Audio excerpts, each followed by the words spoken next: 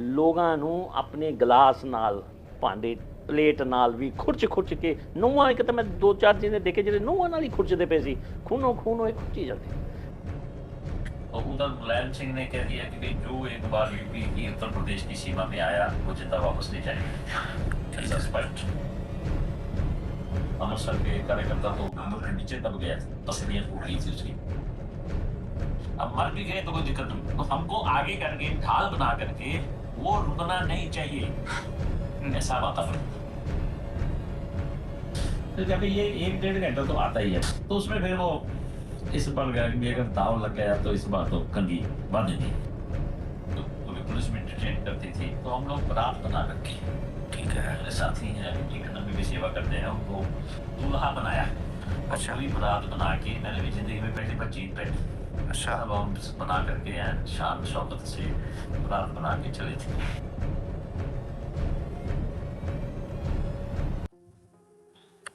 जी भाई साहब, आप अपना परिचय बताएंगे? मैं अरुण खन्ना, महासचिव श्री दुर्गाना बेटी। जी ठीक है। अरुण जी, हमें पता लगा कि आप जो है अयोध्या का, जब जैसे कि जो वहाँ पे हुआ था कार सेवा वगैरह में आप भी गए थे, तो थोड़ा आप उसके बारे में बताइए कि कैसे आप संपर्क में आए और उस समय का क्या माहौल वगैरह था। ऐसा जी कि ये जो संघर्ष जो 77 में जो प्रयास हुआ है, 77 में है शायद जी, 1984 से राम जानकी रथ चले, ठीक है जी। उसके बाद कभी ज्योति यात्रा आई, कभी शिला पूजन आया, कभी ऐसे कार्यक्रम आते रहे। उसके बाद जो 90 में, ठीक है, काल आई संतों की कि कार सेवा करके थे, वो था एकादशी पे। तो उधर मुलायम सिंह ने कह दिया कि भाई जो एक बार यूपी की उत्तर प्रदेश की सीमा में आया वो जिंदा वापस नहीं जाएगा। ऐसा स्पष्ट, आप अखबार देख लीजिए। तो उस समय हम लोग किसान की शाखा में जाते थे, नेतृत्व था, तो ये तो धर्म के लिए चैलेंज हो गया। तो उस समय हम लोग, क्योंकि पुलिस में डिटेन करती थी, तो हम लोग बारात बना करके, ठीक है, मेरे साथी हैं अभी इकोनॉमी में भी सेवा करते हैं, उनको दूल्हा बनाया। अच्छा। पूरी बारात बना के मैंने भी जिंदगी में पहली बार जीन पहनी। अच्छा। अब हम बना करके हैं शान शौकत से बारात बना के चले थे यहाँ से। फिर रास्ते में उन्होंने कहा जी चने, उन्होंने कहा खाने पीने के लिए लाना साथ में, तो चने की बोरियां थी हमारे पास। तो उन्होंने, पुलिस ने पकड़ा, तो हमने कहा भाई पंजाबियों की जो बारात रहती है उसमें जब दूल्हा घोड़ी चढ़ता तो चने खिलाए जाते हैं, वैसे चने की दाल खिलाते हैं जी, उस समय था। तो बड़े दहशत में आखिर में हम लखनऊ पहुंचे। मेरे को याद है उस दिन जब हम लखनऊ स्टेशन पहुंचे तो उस दिन अडवाणी जी की गिरफ्तारी हुई थी।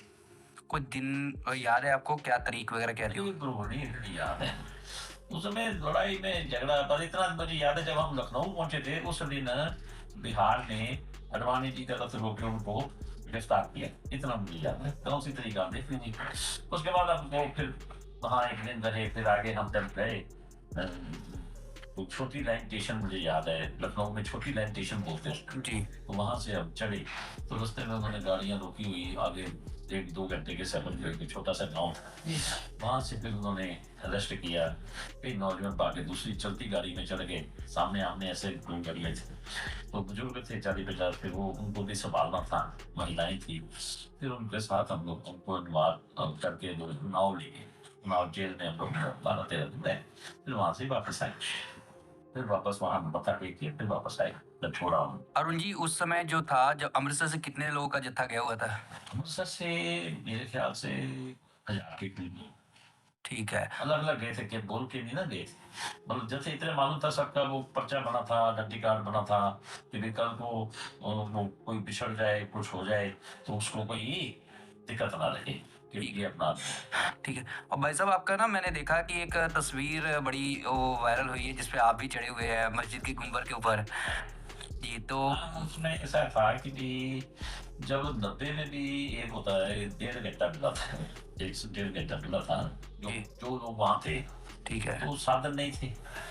उसके बाद हम 91 में भी गए थे। अच्छा, 19 में, तब भी वहाँ गड़बड़ हुई। जोश तो होता ही था, बजरंग दल में थे हम लोग, बजरंग दल महानगर का काम था मेरे पास, तो जोश तो रहता ही है, तो रहता था। तब भी 1-1.5 घंटा मिला जी। कितना गिरा रहे थे इतने ढांचे में। तो क्या भाई ये 1-1.5 घंटा तो आता ही है। वो क्या होता है, गवर्नमेंट का कोई सिस्टम का ऐसा है, ऑर्डर लेना ऑर्डर जाना, तो उसमें फिर वो इस पड़ गया कि अगर दाव लग गया तो इस बार तो कंगी बांधेंगे। हाँ। अभी में कितने कंगी बाना, जी जी जी। कंगी बांधेंगे। तो उस समय जब इधर से गए, फिर ठाकुर जी ने कृपा की। अमृतसर के भी जो चीले थे बजरंगी सब थे, बाकी भी स्थानों के थे, सब प्रांतों के थे।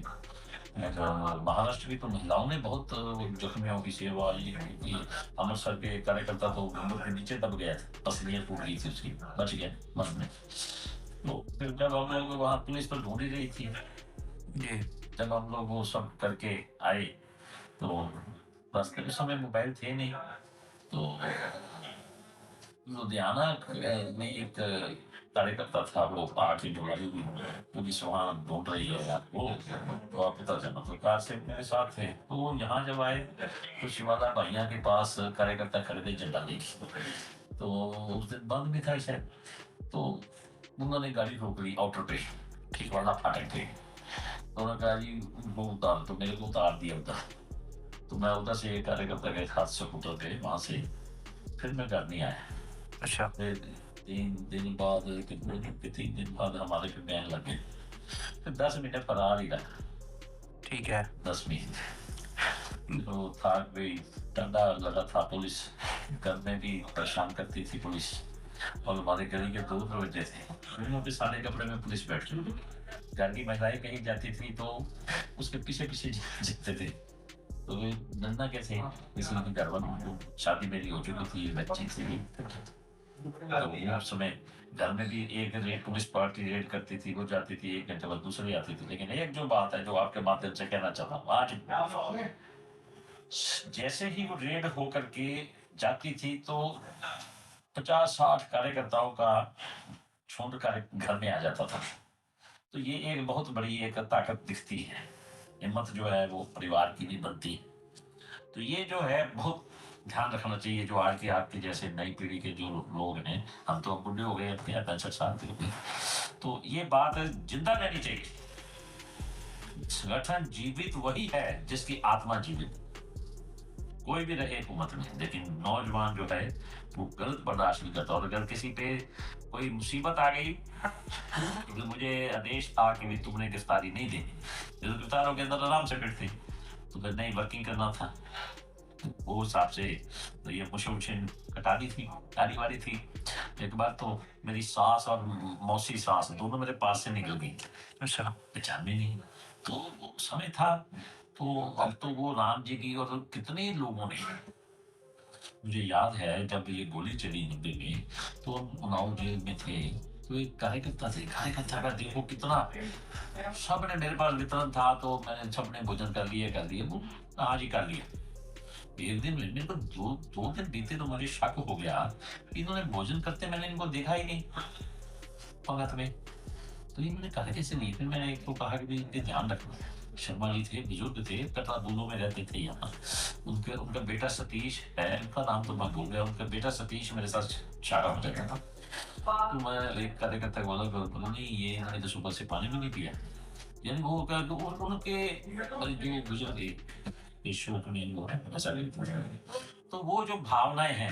92 में भी हमारे राम गोपाल मल्होत्रा जी थे, और भी बुजुर्ग थे जो हमारे साथ गए थे। तो उन्होंने हमको बोला देखो भाई तुमने वो 1-1.5 घंटे की तो चर्चा थी ही जी, 1-1.5 घंटा मिलेगा तो मैं कहता है सुनो मेरी बात, उसके बाद भी ना गोली भी चलेगी ना तो हमको आगे कर देना। लेकिन गिरा गया सब प्राउड कार्यकर्ता जो बुजुर्ग थे, उन्होंने कहा हम अपनी उम्र खा पी ली, अब मर भी गए तो कोई दिक्कत नहीं, तो हमको आगे करके ढाल बना करके वो रुकना नहीं चाहिए, ऐसा वातावरण। तो वो जो है वो भावना जो है उसके कारण से ये जो ढांचा गिरा, गुलाबी का कलंक टूटा।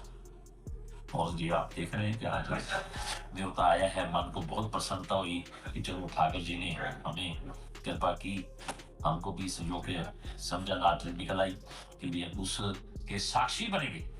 हमारे घर में मेरे माता जी पिताजी रहते थे, मन में लेके चले गए।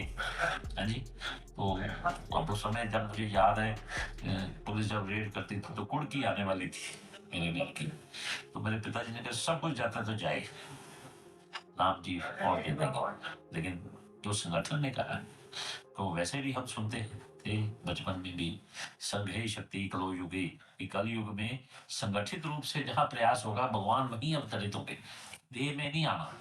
तो इसलिए जो है ये सब जीवन का एक बहुत अभिन्न जो है हमारा जिंदगी का हिस्सा रहा है। और अभी भी ठाकुर जी ने कितनी कृपा की, मैं ये आपके माध्यम से भी जो लोग ये सुन रहे हैं कि दुर्गियाना कमेटी को यानी वहाँ लंगर की सेवा मिली है। 4 से 5 हजार लोग, और खासकर विशेषकर संत महात्मा भी हमारे पास रहे।